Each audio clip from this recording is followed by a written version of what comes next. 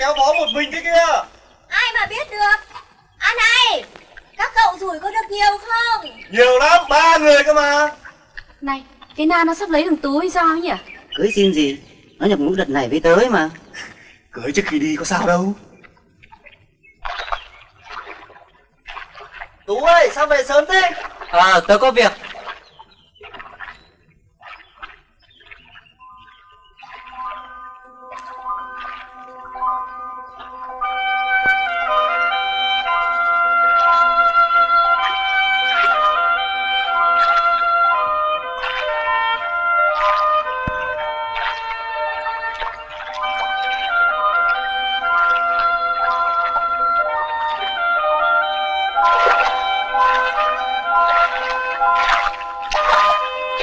Anh Tú, anh Tú hãy lại đây mà xem nào.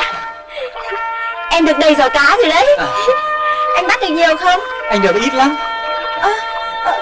Này, Dạ, bắt cá em không thở đâu.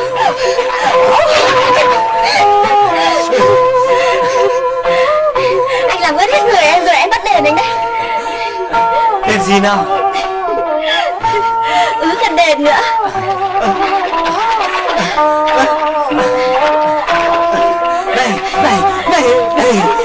Này. Anh lấy ít cá về cho bác nhé. Thôi, nhiều rồi em. Em về em mắc thầy em cho mà xem. Mách cái gì? Mắc anh đẩy em xuống nước. Nặng không hả anh? Nhanh lên không dẫm vào chân đây này.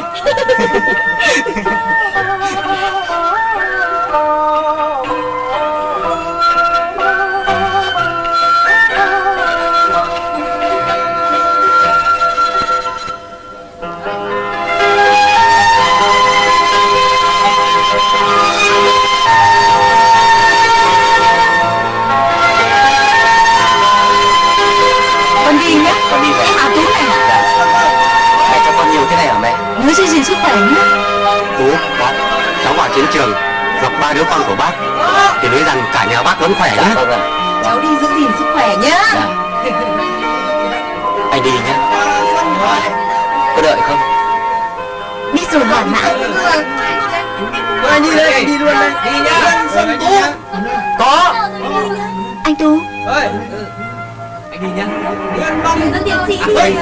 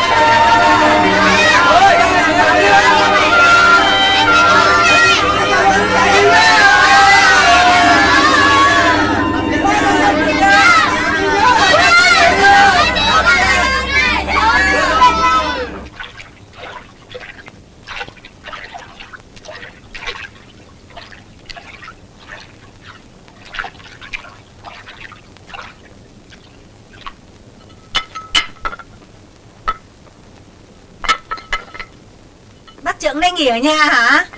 Ôi chào bà, mời bà vào nhà chơi. Vâng. Mấy hôm nay mưa to, nhà rột quá. Tôi xong ngay đây mà.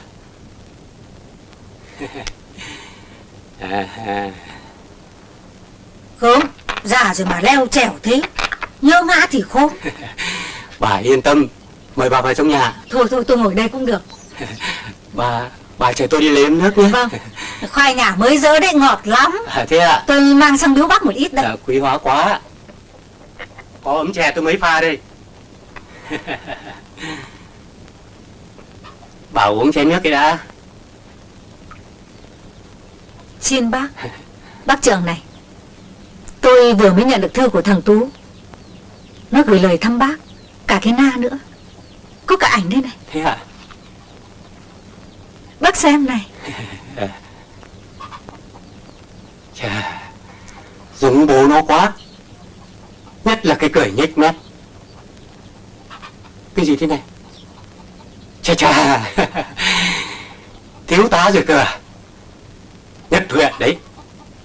Ngày xưa tôi đi bộ đội áo 4 túi về làng, đã tưởng là mình oai lắm. Cái Na nhà tôi tuổi hợi. Thằng Tú dễ thường hơn con Na nhà tôi 1 tuổi đấy bà nhỉ? Phải.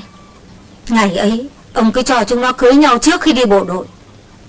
Có phải bây giờ tôi đã có đứa cháu đỡ đần rồi không? Bà trách móc tôi làm gì? Ngày ấy không vì dân vì nước mà chúng nó ra đi, thì làm gì có độc lập thống nhất như ngày nay. Tôi chỉ sợ con bà bây giờ làm quan to không để ý cái Na nhà tôi, chứ tôi đã nói là như đinh đóng cột. Dạ ôi, biết thế nào mà nói trước. Cứ chờ chúng nó về đã rồi hãy hay. Các bà lạ thật. Mời bà uống nước, uống cho nóng. Xin bác.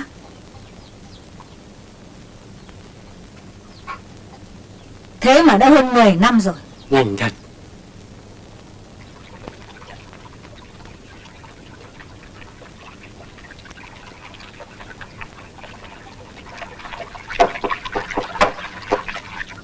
Hai mẹ con cô về đến bên nào thì lên ạ? Cháu cho cô xuống bến cây đa Nghè Sồ nhé.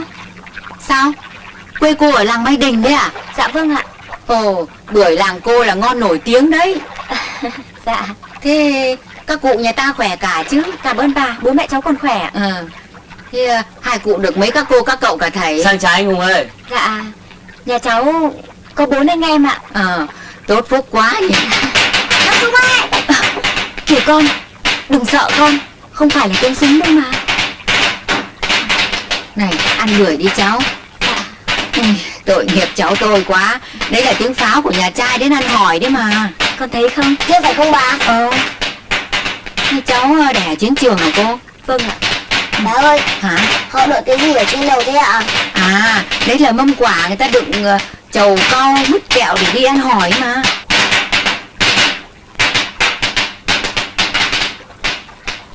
Hôm nay tốt ngày có khác, làm ăn hỏi quá bà nhỉ? Toàn cánh bộ đội cả. Thì đánh nhau mãi, bây giờ cũng phải có lúc nghỉ để cho người ta lo lấy vợ lấy chồng chứ, có phải thế không hả cô? Dạ phải.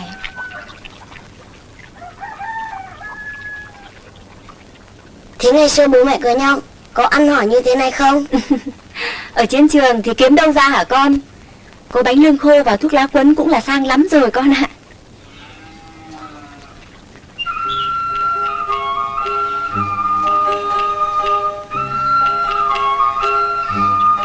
Tới rồi. Anh Hùng ơi, chỗ cây đa kia là bến sông làng em đấy. Con nhìn kia kìa, làng mình có đẹp không? Có ạ. Nhá, này, con nhìn ra phía đằng sau cây đa to kia kìa, là nhà mình đấy. Ở nhà mình bây giờ có ông bà ngoại này, đấy còn có các bác này. Lát nữa con về con chào thật to nhá. Vâng ạ. Kìa con ơi, nó ngã bây giờ.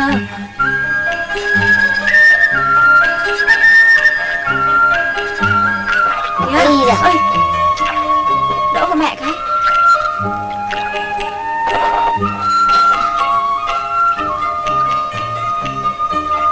Chào anh Hùng nhá.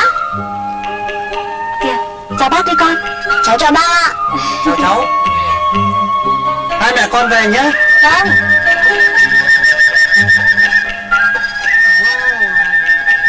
Dậy từ từ thôi, đợi mẹ với.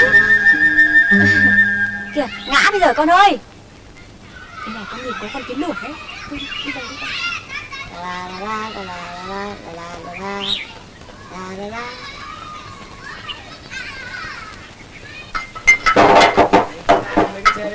Mọi người đây. Đây, xem có cái dùi mẹ nào ải mục ấy thì thay ngay đi đấy chứ. Vâng. Bác chủ tịch ơi, thiếu nhiều ngói lắm và hơn chục cây tre nữa. Thiếu hả? Thiếu nhiều thế nhỉ? Thiếu thế khòm đấy. Mà làm ăn cho cẩn thận đấy.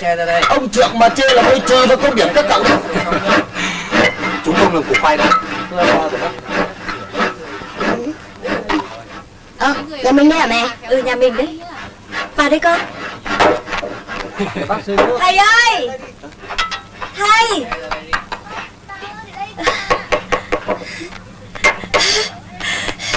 Thầy ơi! Con đây mà! Na đi mà. Thầy không nhận ra con à? Sao thì gầy thế? Sao bây giờ con mới về hả con? Bây giờ đơn vị con mới xong nhiệm vụ, con mới về được với thầy mà. Thầy. Mày không nhận ra tao hả? Ôi, chú Công. Trông mày dày dạn hơn nhiều. Gặp ở ngoài đường có lẽ tao không nhận ra được. Thế ạ? Đúng là chiến tranh đã rèn luyện mày nên người. Có phải không ông Trượng nhỉ? Còn cháu trông chú vẫn như thế ạ. Thật hả? Này, cháu về đúng lúc đấy.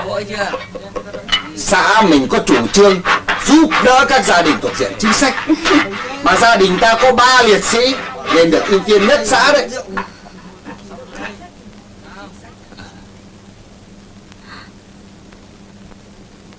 Sao lại thế hả thầy?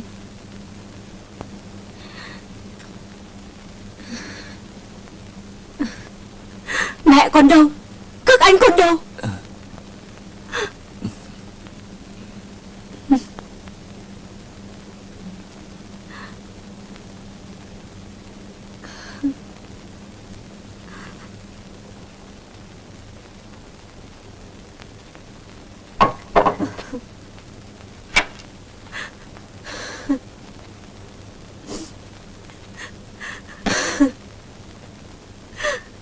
Mẹ ơi, sao lại thế này, mẹ ơi? Mẹ.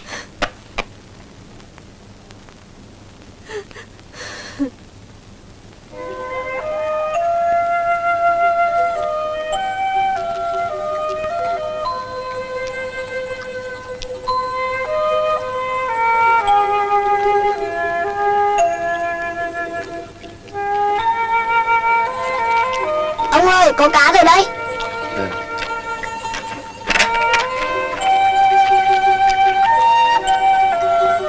Ở chiến trường ai dạy cháu học?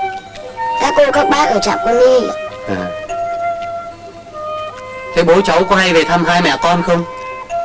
Bố cháu hy sinh từ lúc cháu còn bé cơ. Ông ơi, các bác nhà mình cũng hy sinh ở ngoài mặt trận à? Giống như bố cháu hả ông? Ông ơi, nhìn kìa, đẹp quá không nhỉ?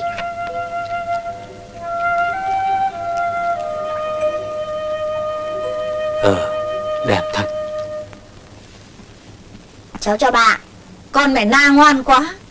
Hai ông cháu đi đâu sớm thế này? Sáng nay đánh được mẻ tôm, mang biếu bà một ít. Bác chỉ Cháu bày cầm vẽ. xuống cô Thoa. Dạ. Thôi. Dạ. Em chào cô ạ. À, chào em. Sao bác cho nhà cháu nhiều thế? Hai mẹ con cháu ăn làm sao hết? À, hay là để cháu nhặt cho cả nhà bác nhé. Đi với cô. Tôi cũng chỉ mong được một thằng cháu như thế này. Bà chẳng phải mong. Thời buổi này, mai kia thằng Tú nó về, có khi nó mang cả đống cháu cho mà xem. Ơ kìa, Cái điếu nhà đâu nhỉ? tôi vẫn để ở góc nhà. Em học công nghiệp có thích không? Dạ có. Cô là nghiêm lắm đấy. Ô, nhặt thế này cơ mà. Vụ này hợp tác giải quyết cho bà có nhiều không? Tôi thì ốm yếu. Mày có tiêu chuẩn của thằng Tú nên cũng đủ ăn. Thế bên bác thế nào? Còn mẹ nó lằng nhằng giấy tờ mãi vẫn chưa xong. Chả biết giải ngũ hay chuyển ngành. Thành ra bây giờ xã vẫn chưa giải quyết. Cả nhà tôi được mỗi một suất. Hay là nó muốn về ở bên nhà chồng? Tôi cũng chả biết. Tội nghiệp con bé. Chưa kịp làm dâu ngày nào đã chịu cảnh góa bụa rồi. Tội nghiệp à? Tội nghiệp cái gì? Nếu mà nghe lời tôi thì đâu đến nông nỗi này.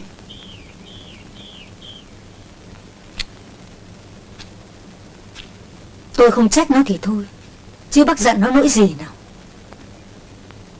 Cây duyên cây số là do ông trời, chứ tôi với bác sắp đặt thế nào được. Đúng là cái số tôi khổ đủ đường. Còn với cái chẳng ra sao.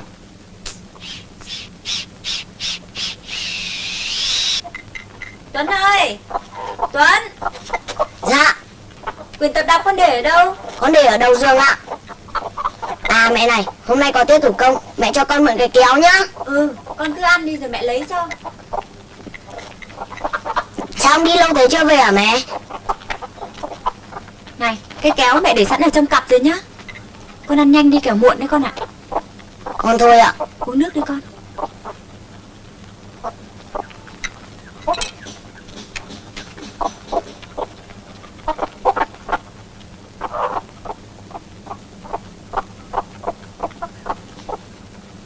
Này, đi học vừa nghịch vừa vừa thôi con nhá. Vâng ạ. Ông đã xin được giấy cho cháu chưa? Ông chủ tịch đi vắng. Ông đi đâu hả ông? Để lần khác ông xin cho nhé. Cô Nguyệt bảo cả lớp chỉ được 7 suất ăn trợ cấp thôi đấy. Thế hả? Thôi cháu yên tâm đi học đi nhé. Cháu chào ông.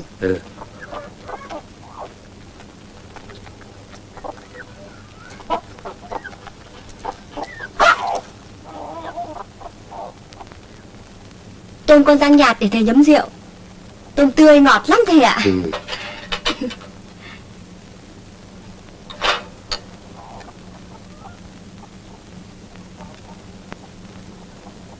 Sao thế ạ? Ngày mẹ mày còn sống ấy, rang tôm bao giờ cũng phi hành mỡ, nên con tôm nó mới thơm. Hồi ở chiến trường, bọn con chẳng có hành có mỡ gì cả. Bắt được con tôm con tép nào quẳng ngay vào chảo đảo với muối. Vậy mà vẫn hít veo thầy ạ. Thầy vừa gặp bác chủ tịch xã. Bác ấy bảo là trong phần lý lịch bổ sung của con về bố thằng Tuấn không thấy nói gì về bố nó cả. Thành ra bác không dám xác nhận vào đơn cho nó. Sao lại thế ạ? Ngày bọn con cưới nhau, cả đơn vị cùng biết mà. Con có xác nhận gì của đơn vị không? Về giấy tờ ạ? Ừ. Con không có. Không có một tí giấy tờ gì cả. Dạ. Vâng ạ. Thế có nghĩa là thằng Tuấn là con hoang à?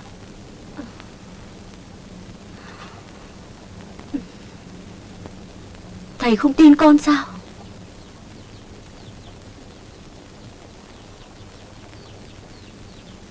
Cha mẹ không tin con còn tin ai? Nhưng miệng thế gian con biết đấy. Điều tiếng lắm con ơi.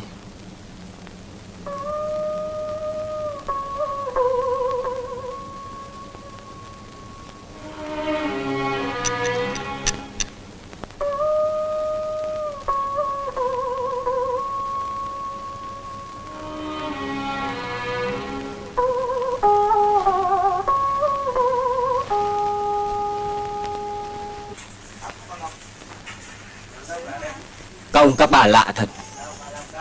Cứ hứng lên là lấy nhau, chẳng cần giấy tờ xác nhận gì cả.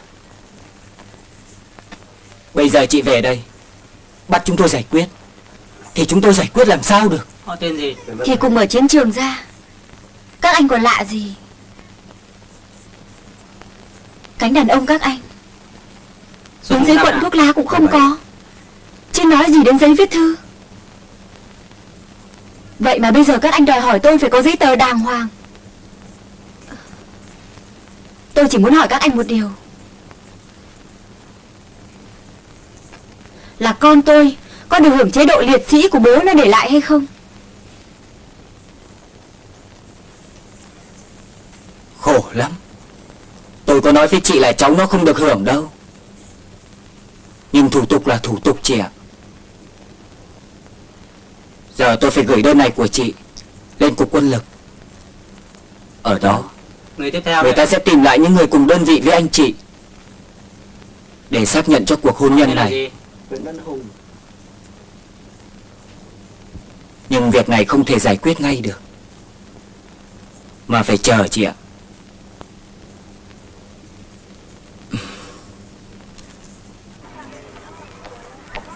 Anh ơi, thuyền có ngược không hả anh?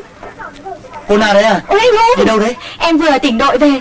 Thuyền của anh có qua làng không? Có, lên đi. May quá. Thế cậu bé giúp việc của anh đi đâu rồi? Đi học rồi. Thôi, cô cứ vào khoang ngồi nghỉ kẻo mệt. Không, em gùi gạo khiêng thương binh quen rồi, có gì mà mệt hả anh? Thế ở thanh niên xung phong à? Lính quân y đấy. À, ở Quảng Trị anh có đánh trận nào không? Có. 569 là khe xanh. Cô cũng có ở đó chứ? Em ở trạm quân y sư đoàn. Tôi cũng điều trị ở đó đấy. À thế à, em ở khoa ngoại. À này, ở đó cô có nghe chuyện xác chết sống lại không? Làm gì có. Có đấy. Có mấy o Vân Kiều khi một xác lính đi chôn, dọc đường bị pháo nổ. Cô còn lạ gì, có lấy thân mình che cho xác chết. Không hiểu là do pháo nổ hay do máu o đó nóng mà xác chết sống lại đấy. Anh chỉ giỏi chuyện. Thế cô không tin à? Người đó chính là tôi. Chính là anh á.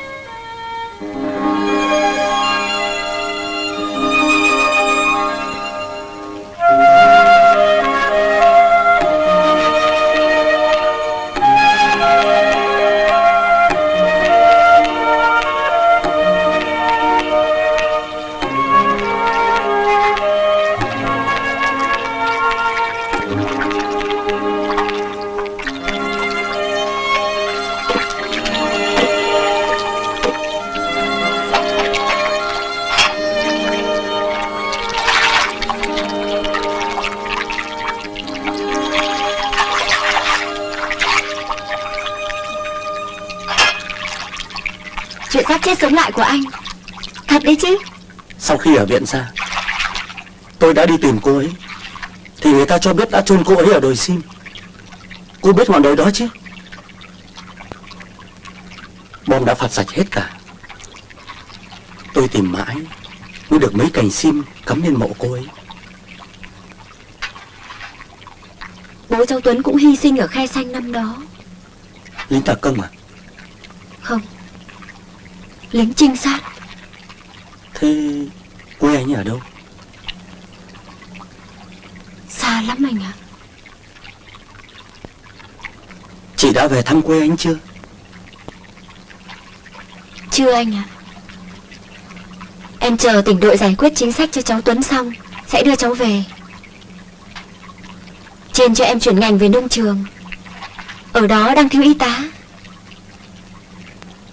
Nhưng về đến nhà, các anh em đã hy sinh hết cả, chỉ còn mỗi thầy em. À, thầy mẹ anh còn cả chưa anh?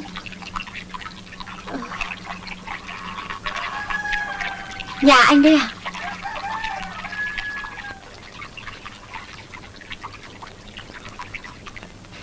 Thôi chú ý nào các em. Nào, giờ em nào có thể lên kể cho cả lớp cùng nghe về một gương chiến đấu anh dũng mà các em biết nào.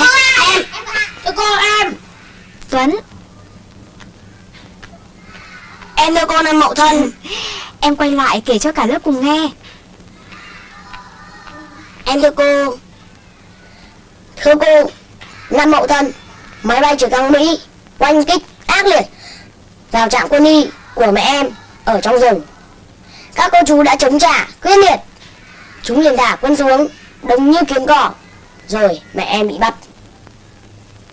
Lúc đó đơn vị trinh sát của bố em đã kịp thời đến cứu nguy, nhưng lúc đó mẹ em bị thương nặng. Bố em phải cõng mẹ em vượt qua khỏi vòng vây. Rồi sau đó thế nào hả em? dạ thưa cô, rồi sau đó bố em cười nhau. Bạn đâu coi đấy ạ? Bạn ấy làm gì? Có bố, thầy em bảo mẹ bạn ý nhận bạn ý ở chiến trường. Ơ kìa Thạch, ngồi xuống. Ai cho phép em nói như thế hả Thạch? Cho tỉ đã nào. Tôi các em về đi. Tôi về đi Tuấn.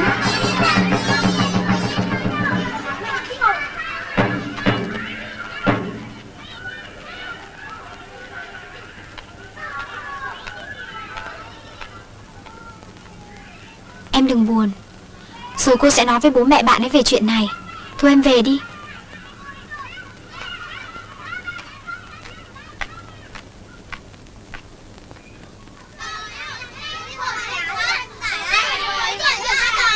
Chúng mày xem, con Huyền, thằng Huy, thằng Lớp đều là Xuân liệt sĩ. Nó có đâu, không trả con Hoàng còn gì nữa. Mày bảo ai là con Hoang hả? Không con Hoang sao mày đứng lại? Tao không phải là con Hoang. Không phải con Hoang thì giấy chứng nhận mày đâu. Mày là cái thớ gì mà tao phải trình giấy tờ à? Đồ đảng vũ. Mày bảo ai đồ đảng vũ? Tao bảo bố đấy.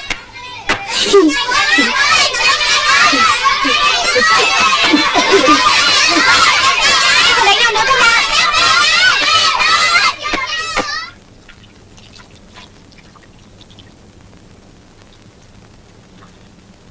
Cô Na ơi, cô Na. Bạn Tuấn bạn đi đang đánh nhau. Đánh nhau với ai hả cháu? Với bạn Thạch, con chú Đa. Ở đâu? Ở đầu làng ạ. Ôi giời ơi.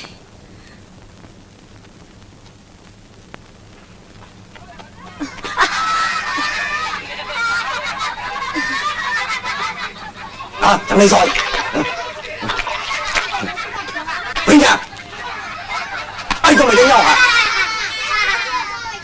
Nó bảo thầy là đảng vũ trốn lính. Mày cứ thổi hồn. Tuấn ơi.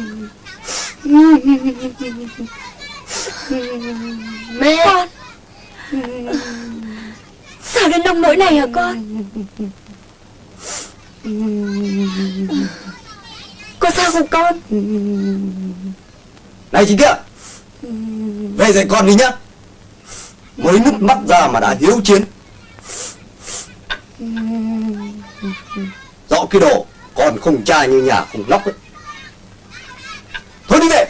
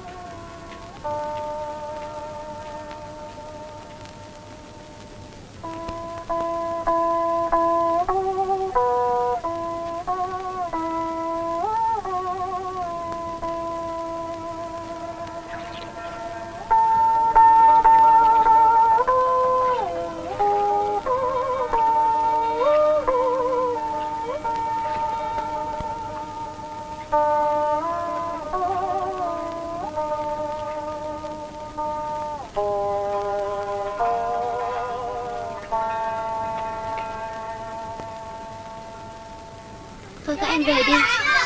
Nhớ về ngay nhà giúp đỡ gia đình nhé, đừng có la cào nhé. Tuần sau nghỉ nhiều rồi phải ôn bài đấy. Thôi về đi. Anh Tú. Anh Tú, anh không nhận ra em à? Thoa đây mà. Trời ơi Thoa. Ôi giời ơi, mẹ đã lớn bằng gần này rồi cơ à? Mẹ có khỏe không? Mẹ khỏe, trông ngóng con trai mòn cả mắt mà. Anh cũng gan thật đấy, bao nhiêu người về rồi mà riêng anh thì thôi về nhanh cho mẹ mình. Mình về đi. Ba, cậu Tú à, mới về à? Con là Tú đây. Rồi em mà sang chơi lắm. Dạ. Tưởng đấy hả? Này về phép đấy à? Gửi chân ở đâu thế? Ở chiến trường Xuân Lộc. Này, tớ còn may lắm đấy. Tối dối sang chơi nhá. Về chứ. Anh Tú để em vào trước nhá. Mẹ ơi mẹ, anh Tú về rồi. Cái gì? Hả? Mẹ. Kìa mẹ, thấy con về sao mẹ không cười lại khóc? Vào nhà đi con. Cây bưởi cô Na cho đã lớn bằng gần này rồi hả mẹ? Hơn 10 năm rồi còn gì. Mời Mời các bác vào trong nhà nhà. chơi ạ. Vâng ạ. Mời bác. Dạ mời các bác vào xin nước. À, cậu Tú. Vâng ạ, mời các bác ạ. Khỏe chứ? Vâng ạ. Dạ cháu khỏe ạ. Lần này về nhớ lấy vợ, cho bà cô được nhờ đi nhé. Dạ vâng ạ.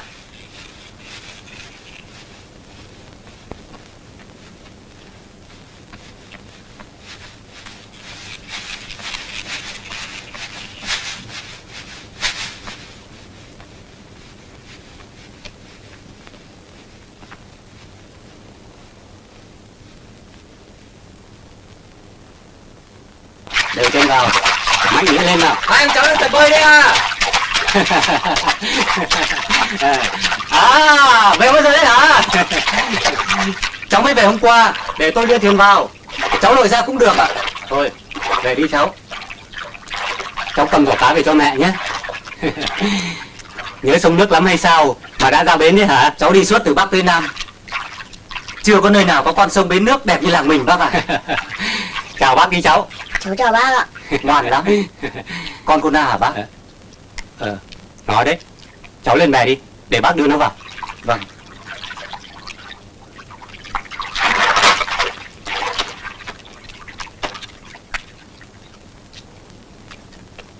Cháu về phép có được lâu không? Gần 1 tháng bác ạ. Ngồi xuống cháu. Dạ vâng. Ở chiến trường bọn cháu có nấu được cao khỉ, cháu mang một ít về biếu bác để bác ngâm rượu uống cho đỡ đau lưng. Quý hóa Còn quá. đây là quà cho mẹ con Na. Na dạo này thế nào hả bác? Thôi, đừng nói làm gì, cho thêm đau lòng. Tôi thật vô phúc, không dạy được con biết thủy chung nên người.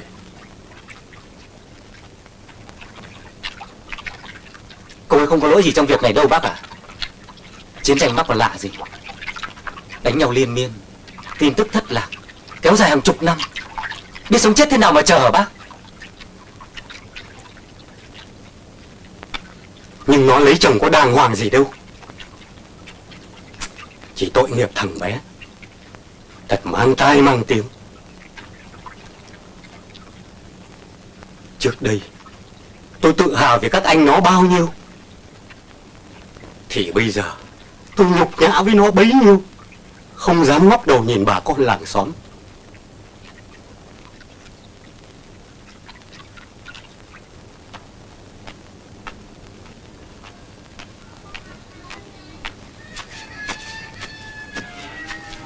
Na,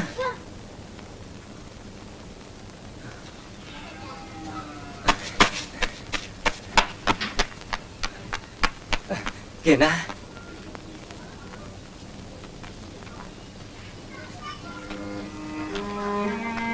Na,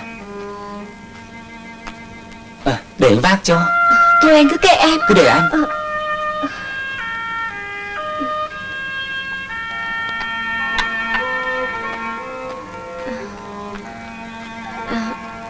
À anh đi về phép đi à? Ừ, anh vừa ra báo bè thăm bác xong. Bác dạo này già quá em nhỉ.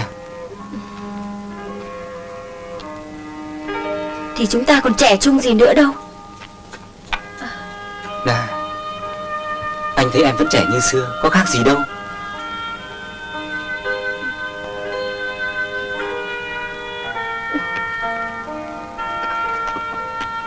A Tú, cậu đi làm thay bà cụ đấy à? Đâu. Cậu đã xuất ngũ rồi à? Lâu lắm rồi. À thế à? Cho em xin cái bừa. Tớ đi nhá. Đừng có dính vào gái nạ dòng. Thôi, cậu đi về nhà uống rượu với tớ.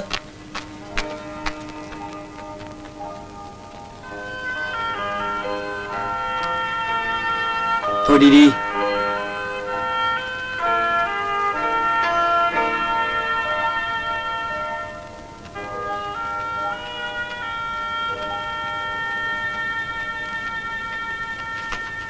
Thôi này, hay là để khi khác đi.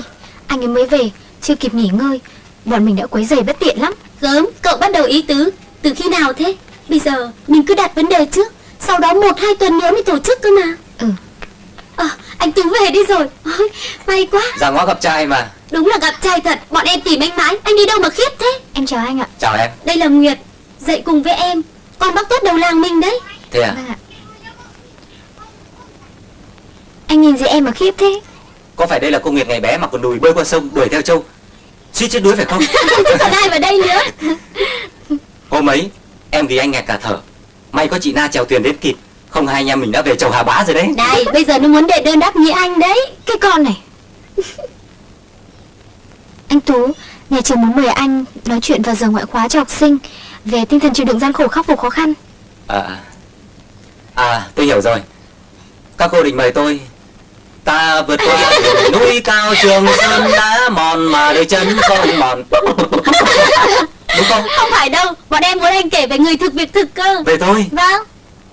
Chà, nói thật nhá, về món chịu đựng gian khổ, cánh đàn ông chúng tôi thua xa cánh phụ nữ. Ở ngoài mặt trận tôi có biết được cô Liên thông tin, mà chẳng nói đâu xa. Ngay chị Na đấy, chồng hy sinh, vừa nuôi con vừa đánh giặc, sao các cô không mời chị ấy? Anh lạc đề rồi. Sao lại lạc đề? Thế không đúng như vậy à? Thôi anh, nhà trường định mời anh, vậy anh thu xếp nhé. Có gì báo cho bọn em biết. Vâng vâng. Thôi em về đây. Về nhé. Lúc nào dỡ qua em chơi. Mày chỉ hay gây sự thôi. Tao có nói gì đâu. Chạm vào nọc người ta lại là không.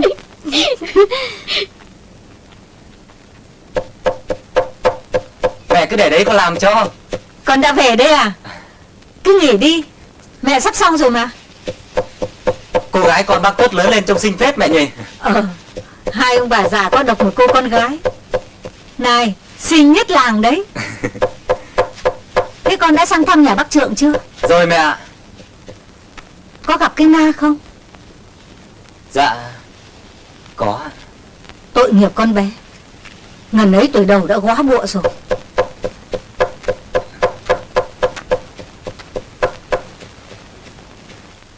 Hồi bố con mất, mẹ còn trẻ hơn cô ấy bây giờ.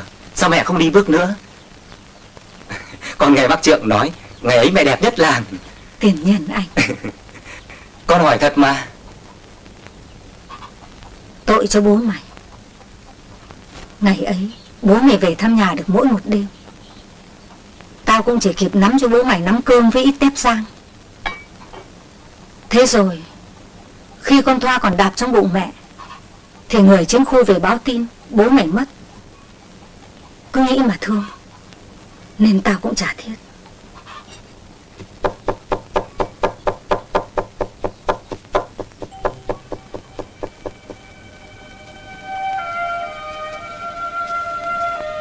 Kéo được nhiều không cô Na? Cuối cơm nước rồi, ít lắm. Các cháu rủi có được nhiều không? Cũng thường thôi cô ạ. Cháu chào chú. Chào chú ạ. Các cháu đi rủi về đây ạ.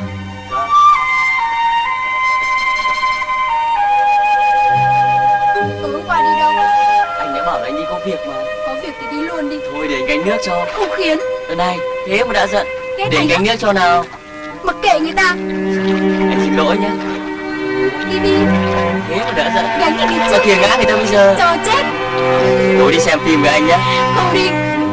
Đi mà. Ai mà thèm đi xem với anh. Đi nhé. Không. Mới gánh của người ta gánh nước, thế mà đã đòi đi xem. Thì đã sao nào. Cơn thế. Con cả về thua đi chứ. Còn thua em.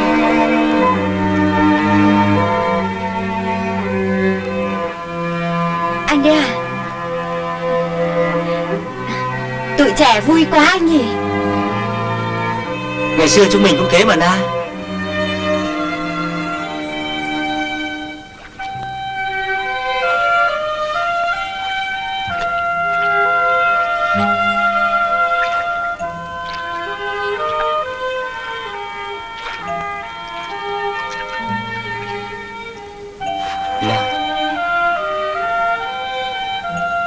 Dù bây giờ em có thế nào đi chăng nữa thì anh vẫn yêu em.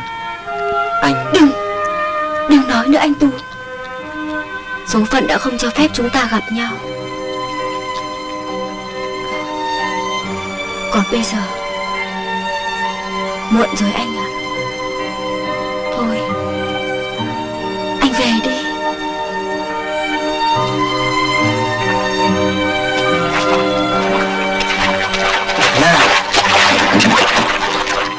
Nà, chúng mình đã bị mất cả tuổi trẻ để có ngày hôm nay.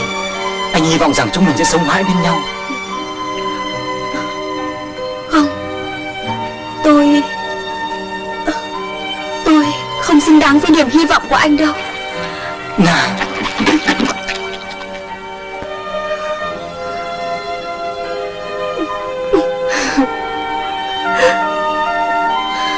Anh buông tôi ra.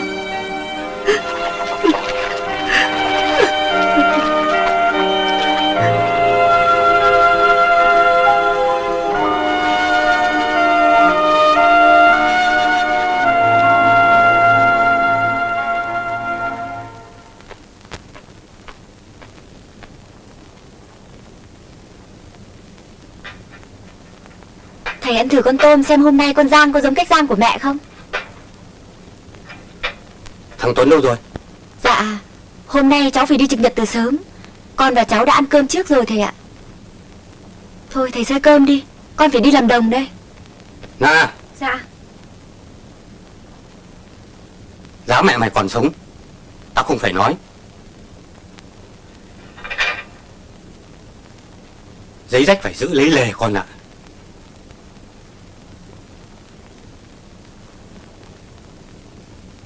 Chuyện mày với thằng Tú như thế nào tao không cần biết. Thầy, nhưng mà con có... Nhưng cái gì? Thiên hạ người ta đang xì xầm mày kia kìa. Mày phải giữ tiếng cho con mày, thằng Tuấn ấy. Kẻo lại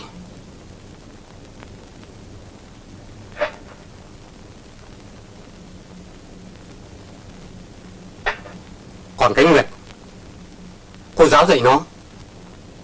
Tao nghe Phong Thanh bà Tú đã đánh tiếng dạm hỏi. Nó mà biết chuyện này thì nó nghĩ như thế nào về gia đình nhà mình hả? Khổ quá thầy. Chúng con có chuyện gì đâu cơ chứ. Tao không cần biết mày có hay không. Tao chỉ bảo mày là phải cẩn thận, giữ ý giữ tứ, kẻo tai tiếng để đời đấy con ạ.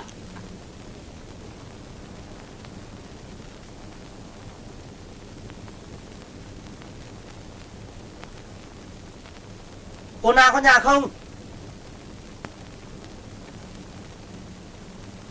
Cháu chào bác ạ. Ơ kìa anh Hùng, mời anh vào chơi ạ. Thưa thầy, đây là anh Hùng, cũng là bộ đội giải ngũ, đã giúp con ở trên tỉnh về việc giấy tờ đấy thầy ạ. Con vào lấy cây chén. Dạ vâng ạ. Ngồi xuống đây, làm giới thiệu cho vui anh. Dạ thôi ạ, cháu xin phép bác. Mẹ cháu đang bị mệt nặng nên cháu vội đến đây để tìm gặp cô Na. Mẹ anh bị làm sao ạ? Tôi cũng không hiểu nữa. Tự nhiên thấy mẹ tôi xỉu đi thôi. Thế thì con phải đi ngay giúp anh ấy đi. Dạ vâng ạ. Anh chờ tôi một lát nhé. Nhà ta có xa không? Ở mãi trên tỉnh phải không anh? Dạ, nhà cháu ở ngay huyện trên thôi mà. À, sao không đưa cụ tới trạm y tế xã cho nó gần? Dạ, cháu nghĩ y tá quân đội vẫn tin cậy hơn nên cháu mới đến đây. Nhờ cô ấy. Này, Dạ. khẩn trương lên con. Vâng, ta đi thôi anh. Dạ, cháu xin phép bác ạ. Chào anh. Con đi đây thầy ạ. Này, Dạ. nhớ về sớm con nhé. Vâng ạ.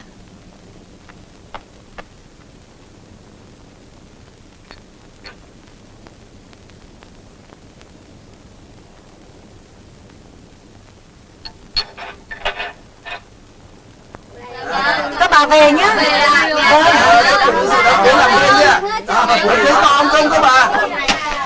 Mẹ đã về rồi đấy à? Đám cưới có vui không mẹ? Đám cưới hôm nay đông vui lắm con ạ. Cái Nguyệt hôm nay nó đi phù dâu đấy. Thế à? Này, con bé xinh đáo để. À Tú, nó gửi cho mày đây này. Gì thế mẹ?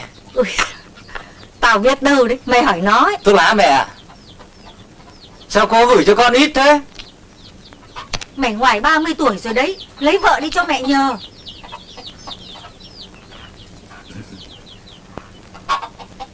Vâng, được rồi mẹ ạ. Để con xem thế nào đã. Con Nguyệt nó có vẻ ưng mày. Mày thấy thế nào? Nó còn con nít. Nít gì? Bằng nó tao đẻ mày rồi đấy. Mẹ bây giờ già rồi, mà con Thoa ấy nó cũng còn phải đi lấy chồng. Đời lính chúng mày cứ đi biển biệt, mày cũng phải kiếm người về thay thế mẹ trông nom nhà cửa, rồi còn hương khói cho bố mày nữa. Con cũng định xin mẹ lấy con gái bác Trượng đây à? Cái gì? Mày định lấy cái Na? Vâng. Sao con không tìm đường quang mà đi, lại đâm vào bờ vào bụi như thế? Ở cái làng này, người như nó bị mang điều mang tiếng lắm con ạ. Mẹ đừng nghe kẻ xấu làm gì. Mẹ cũng đã từng khổ vì chuyện này rồi. May ngày ấy có bác Trượng, nếu không thì... Tao cũng biết ơn gia đình ấy lắm chứ. Chính vì thế mà tao mới vun vén cho nó với mày. Nhưng cứ nghĩ chuyện nó lỗi hẹn với mày là tao lại giận. Người như thế coi như bỏ đi con à. Mẹ định bắt cô ấy phải chờ con gần ấy năm trời ạ. Thế tại sao mày chờ được? Đàn ông chúng con thì khác mẹ ạ. Chúng con di chuyển luôn mà. Hành quân nay đây mai đó, có khi muốn cũng chẳng được. Con bây giờ đã lớn rồi, việc trăm năm là do con định liệu. Nếu con vẫn còn thực sự thương yêu nó, mẹ cũng không ngăn.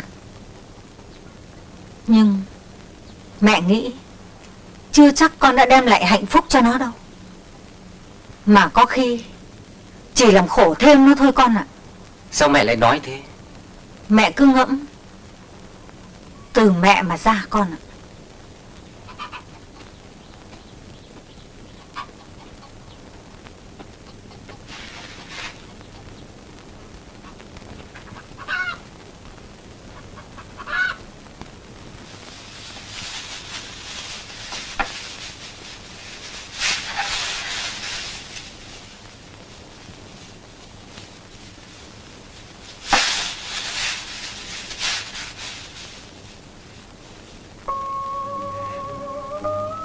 Mẹ ơi, nhà con đã mua tre về để thay cái cột nhà rồi đấy mẹ. Thế à? Dạ mẹ cho con. Mẹ ơi, nhà có khách. Thế hả con? Con dâu tới đấy. Dạ. Giờ nó là con gái, vợ chồng nó hiếu thảo lắm.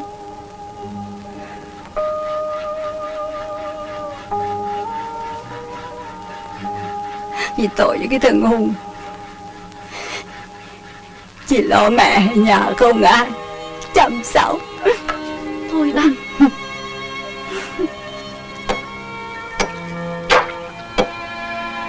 Cô đây là y tá ở đơn vị thằng Hùng đấy. À thế ạ? Vừa khám và cho mẹ thuốc, uống xong vã mồ hôi ra, tê nhẹ cả người còn. Thế ạ?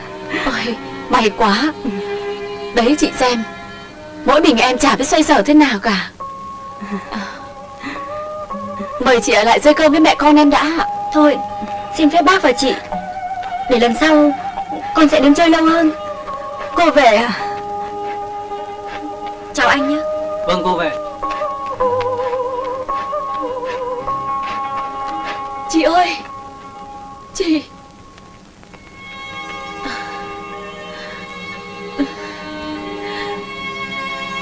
Trước lúc đi, nhà tôi có đau đớn lắm không ạ?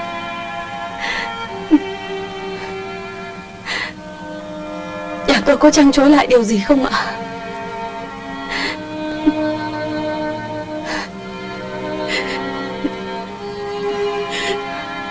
Thôi, để lần sau em sẽ nói chuyện với chị nhiều hơn. Thôi.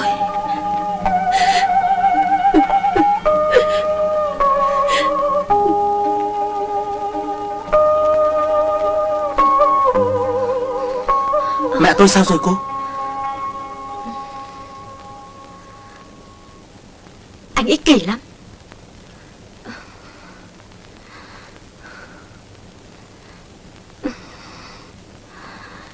Tại sao anh lại trút hết cả gánh nặng lên trên đầu chị ấy? Một mình chị ấy phải làm việc quần quật quanh năm nuôi cả nhà. Bây giờ mẹ anh mới trái nắng chờ trời. Còn sau này thì sao? Nhìn thấy mẹ anh đau đớn khi nhắc đến tên anh. Suýt nữa tôi đã nói ra hết mọi chuyện. Sao anh tàn nhẫn thế? Anh Hùng, hãy nghe lời tôi. Về nhà đi cho mẹ anh mừng. Đi. Không. Cô muốn tôi về nhà để đuổi vợ chồng cô ra ngoài đường à? Được, cô cứ vào nói toạc cho mọi người biết đi.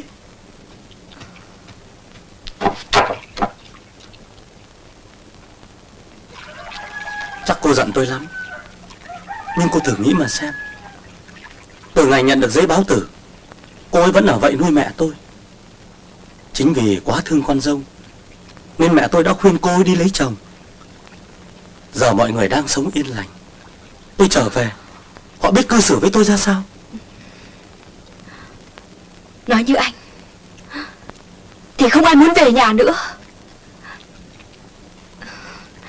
Anh tưởng tôi về nhà là sung sướng lắm phải không?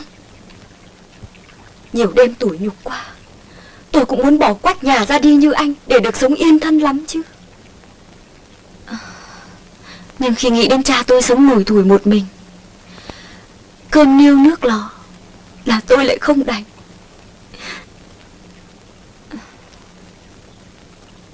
Hãy trở về nhà đi. Đừng bắt mẹ anh, vợ anh phải suốt đời nhức nhối mỗi khi thắp nén nhang lên bàn thờ anh như thế. Hãy nghe lời em. Về đi.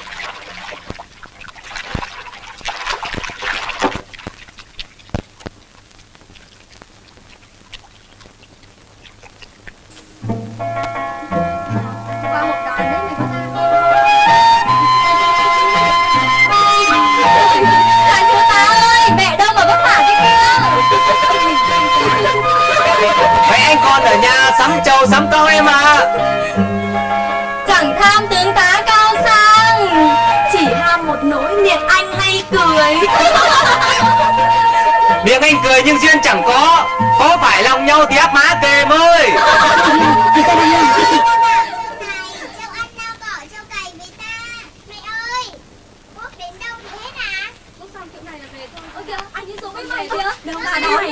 Rồi gấp điện ra đón đi. Nhập Em cuốc đất đây à? Dụng phần trăm nhà mình ở đây hả em? Vâng ạ. Vùng đây trồng gì? Em trồng ngô. Đại thiếu tá ơi, đã phải lòng nhau chưa? Rồi em ạ. Uống nước đi em. Em xin. Gái làng mình bạo khiết.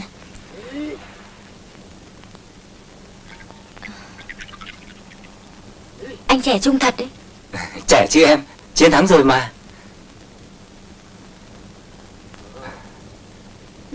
Này, mẹ đồng ý rồi đấy.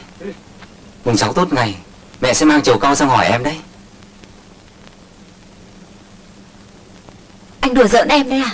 Không, anh nói nghiêm túc đây. Thế sao anh không hỏi ý kiến em trước? Anh tưởng là anh có quyền ban ơn cho em chứ gì.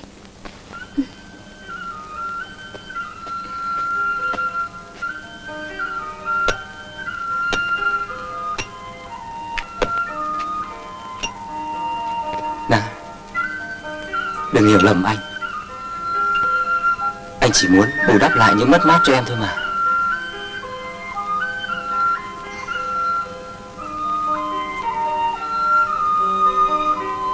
Có những mất mát không thể nào bù đắp được.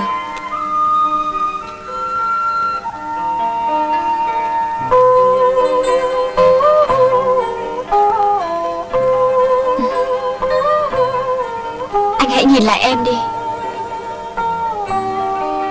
Em đâu còn là cô bé Na của ngày xưa nữa. Anh về đi. Đừng bận tâm với em làm gì.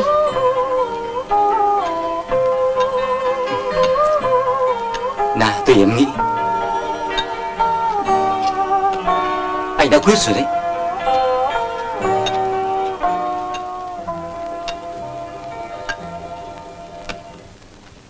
Đó là những mẩu chuyện mà những người lính như chú đã làm để góp phần nhỏ bé của mình vào chiến thắng to lớn như ngày hôm nay.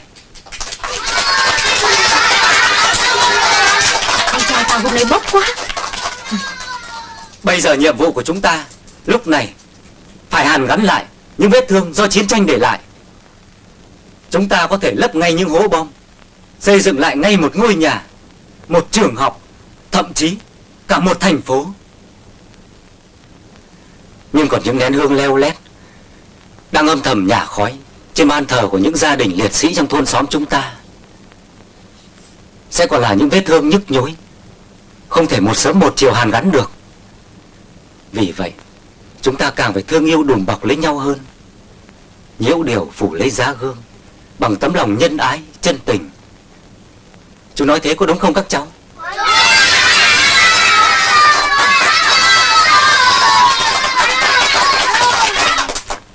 Bọn học sinh thích những mẩu chuyện anh kể lắm. Mọi khi chúng rất mất trật tự. Anh học ở đâu cách kể chuyện mà hay thế? Có gì đâu. Binh đoàn thiết giáp của anh giải phóng Buôn Mê Thuột, anh bắn cháy 2 tăng giặc. Binh đoàn cử anh đi tập huấn 2 ngày để báo cáo điển hình. Học nói mãi rồi cũng quen đi em ạ. Em có biết không, họ còn đang đề nghị anh viết sách về truyền thống của binh đoàn nữa đấy. Chắc là hay lắm anh nhỉ? Hay thì chưa dám chắc, nhưng chân thật thì có. Vì anh viết về những người lính. Đời lính chết xanh cỏ sống đỏ ngực mà em. Em hỏi thật nhá, khi đánh nhau anh có sợ chết không?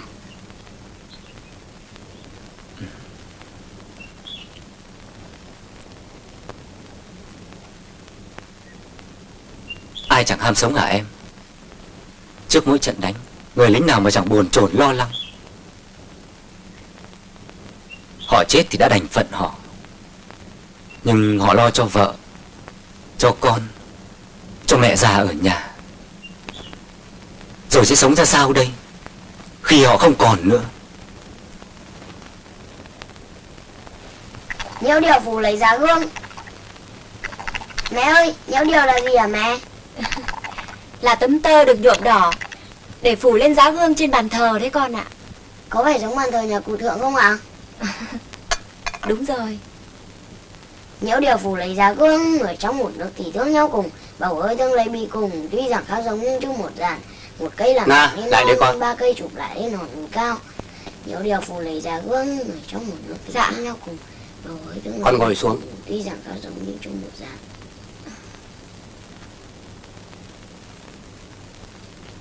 Thầy bảo gì con ạ? Sáng nay bà Tú có sang nói xin mày cho thằng Tú. Mày nghĩ thế nào? Bà ấy định đầu tháng làm lễ ăn hỏi và tổ chức cưới ngay trước khi nó hết phép. Thưa thầy, con đã nói chuyện này với anh Tú rồi mà. Như thế là chúng mày đều nhất trí với nhau rồi hả? Một cây làm chẳng lên non. Dạ. 3 cây chụp lại lên nòn cao. Con đã nói với anh ấy rằng Lên non, 3 cây chụp lại lên nòn. lúc này con chưa nghĩ đến chuyện đó thầy ạ. Thế có nghĩa là Mày không muốn lấy nó? Dạ. Vâng ạ. Thế là thế nào? Mẹ! Thằng kia, đi ra ngoài. Thôi, con ra ngoài kia chơi một lát để mẹ thư chuyện với ông nhé.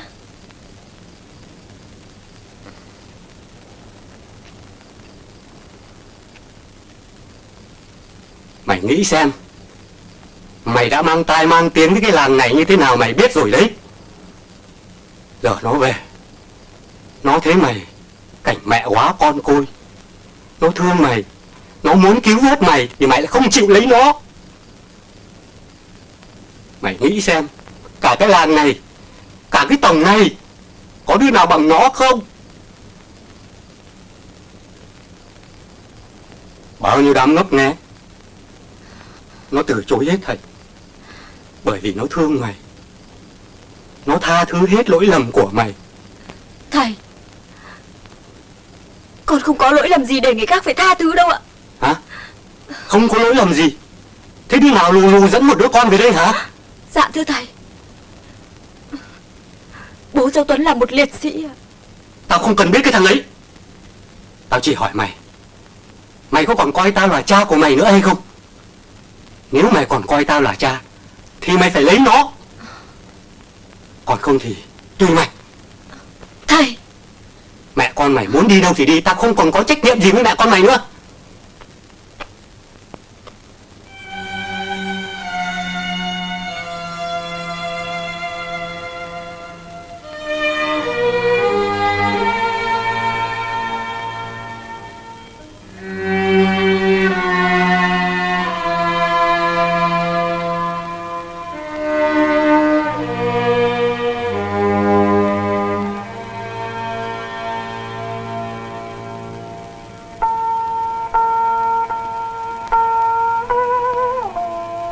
Cháu, tội nghiệp cháu tôi. Thôi, về ngủ đi, mai còn đi học sớm.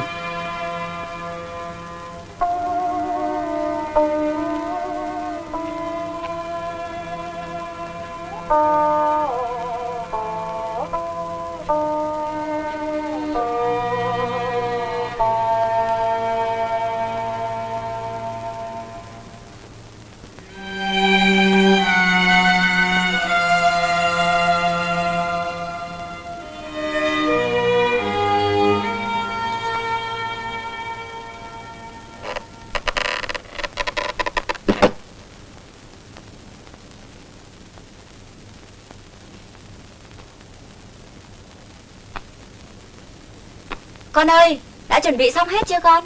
Trở về doanh trại hả mẹ? Không con ạ. Thế về đâu ạ? Hai mẹ con mình sẽ về nông trường. Này mẹ này, đêm qua ông ngồi suốt đêm ở bên vó bè đấy. Thế à? Cháu Tuấn có nhà không đây? Dạ có ạ. Ông cháu ăn cơm chưa? Dạ, ông cháu vẫn ngồi ở bên vó bè chưa về ạ. Thế hả? Mời bà vào chơi ạ. À. Cháu bà ngoan quá. Hai mẹ con chuẩn bị lên đường à? Dạ vâng ạ, mời bà ngồi chơi ạ. Bao giờ thì con đi? Dạ, con định đi ngay bây giờ. Thế con đã thắp hương cho mẹ và các anh chưa? Dạ, vâng ạ.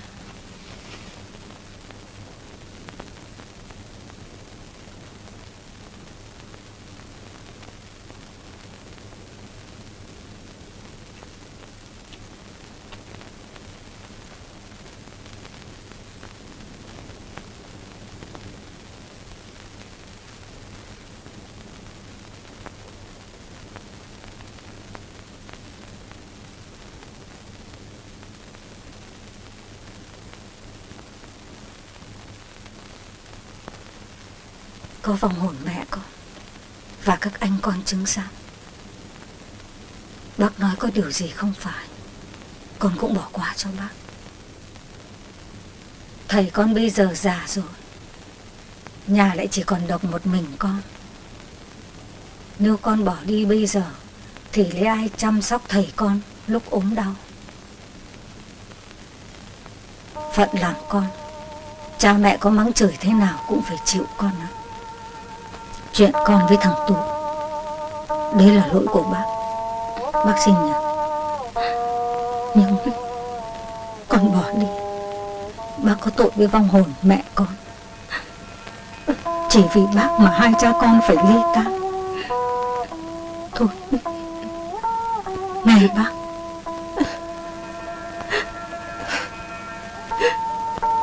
con khổ lắm bác ạ. Cùng cảnh với con, bác hiểu chứ. Cứ khóc đi con, khóc đi cho nhẹ người con ạ.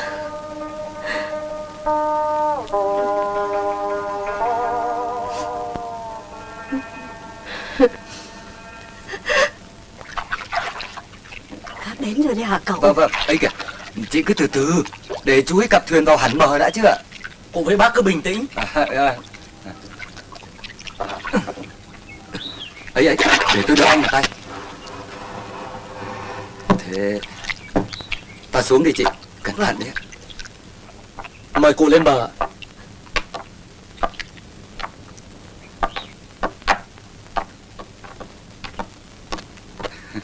Cảm ơn anh nhé. Hai bác tìm ai đấy ạ? Bác ơi, cô Na cô Ni có phải người làng ta không hả bác? Phải đấy. Nhưng mời hai bác dưới nước đi đã. Vâng. Giờ này các cô còn đi làm đồng. Dạ. Vâng. Thằng con thì đi Đây học. là cái bánh gai. Còn ông bố thì lại ở ngoài Váo Bè cơ. Vâng, đây ạ. Chả nói giấu gì bác. Đây là bà chị tôi, mẹ chồng của cô Na. Vâng, thế ạ? Vâng.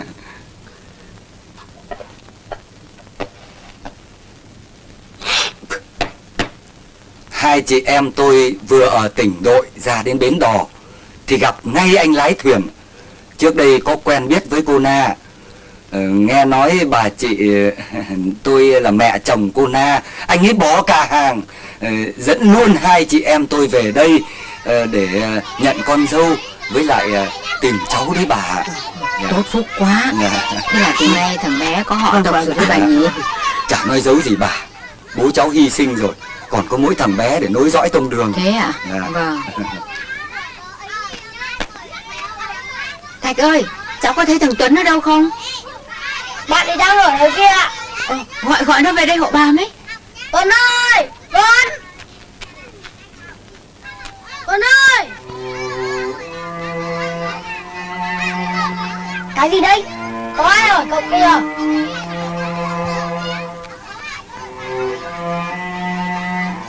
Đúng nó rồi cậu ạ. Có nhẽ đúng là nó rồi. Giỏ nhà ai quay nhà đấy, y hệt thằng bố nó ngày xưa.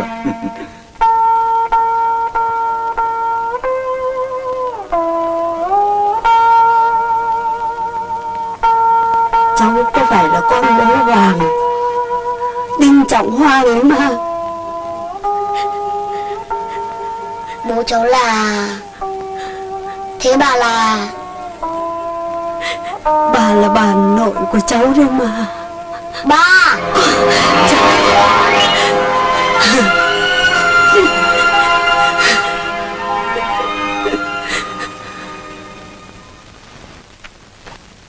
Thôi để đấy cho mẹ. Con đi đi không muộn. Vâng, con đi mẹ.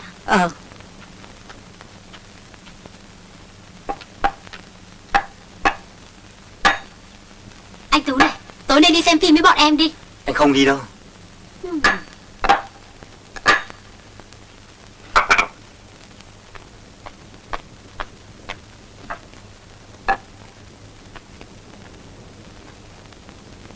Mẹ ơi,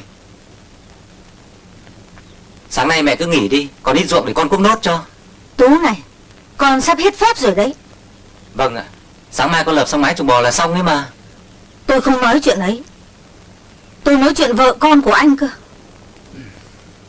Không đám này thì đám khác, năm sau con sẽ lại về. Mẹ việc gì phải lo mà. Làm cha làm mẹ, ai chả phải lo cho con. Giá thầy mày còn sống ấy thì đằng này tao chỉ còn mỗi một mình đơn độc. Kìa mẹ, Bằng tuổi mày, người ta đã con đàn con đống rồi đấy. Già như tao, rồi lại giống bác Trượng thôi. Con gái sắp bỏ về nhà chồng, lại thui thủi một mình. vì cô ấy thích về, chứ có ai bắt cô ở đâu à? Tại sao con lại nói thế? Cháu đích tôn của người ta thì người ta phải bắt về chứ. Đàn ông chúng mày chả hiếu gì cả. Cá chuối đắm đuối vì con. Phận đàn bà cực lắm con ạ. Chính vì thế mà nó từ chối mày.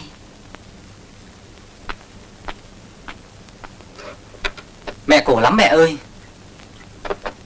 Mẹ uống nước. Cô ấy chẳng chịu ở vậy suốt đời để hầu hạ mẹ chồng và nuôi con như mẹ đâu. Thôi con đi làm đây. Kìa, Tú.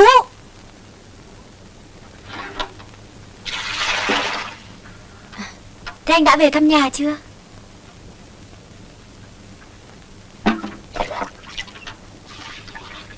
Tôi nói có sai đâu. Hôm trở về tôi cũng nói đúng như cô. Coi cô như em gái. Hai vợ chồng cứ ở lại trong nom cụ mà. Thỉnh thoảng tôi ghé về thăm. Nhưng hai vợ chồng cứ khăng khăng đòi đi. tôi cũng chẳng biết làm thế nào nữa.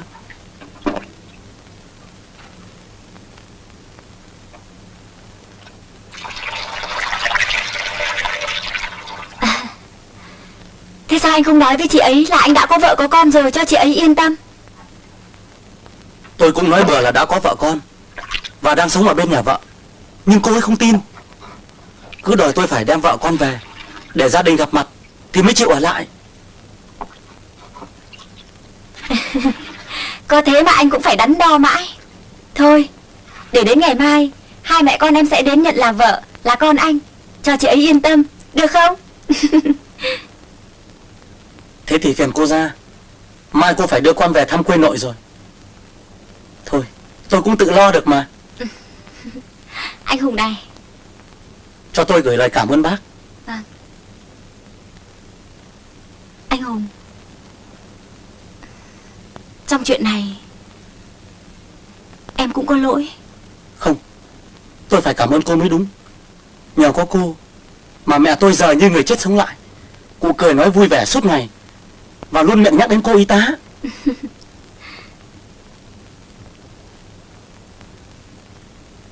Chỉ thương cho cô ấy.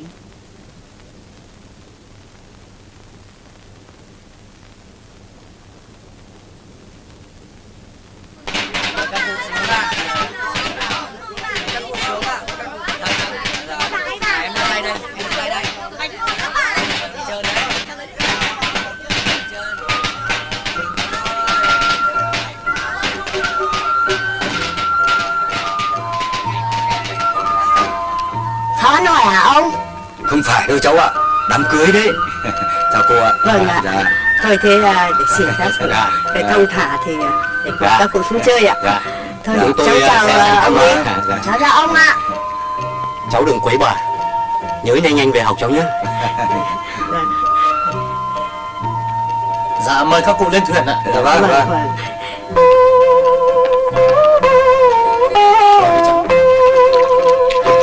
Anh Hùng đưa giúp bà đi. Dạ vâng. Vâng, cảm ơn ạ. Mời cụ. Chị nhớ nhắc cháu học để khi về theo kịp các bạn đấy nhé. Chị đã quên hết chữ ở chiến trường rồi. Đây này, em đã chuẩn bị sách cho chị rồi đây này. Cảm ơn em nhé.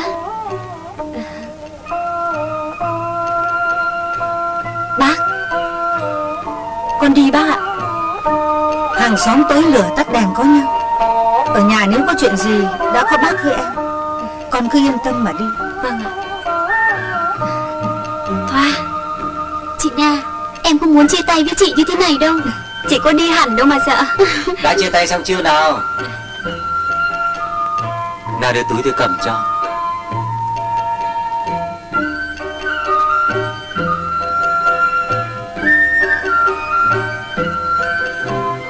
Hai đứa càng lớn càng sinh ra.